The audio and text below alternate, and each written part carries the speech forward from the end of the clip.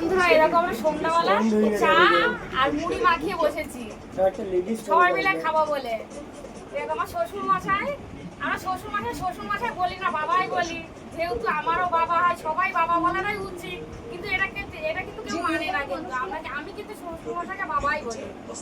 আমার দেওর পুনার থেকে এসেছে, ও মুড়ি খেতে খুব ভালোবাসে, তাই আজ মুড়ি দিয়ে চা করেছি। এরকম আমার মেয়ে, ও চপ খেতে খুব ভালোবাসে, মুড়ি খেতে ভালোবাসে না।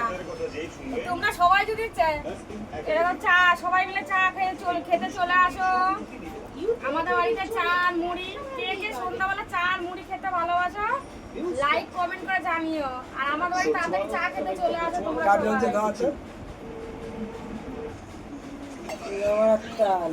কাজ বলতে ধরো একটুখানি আর আছে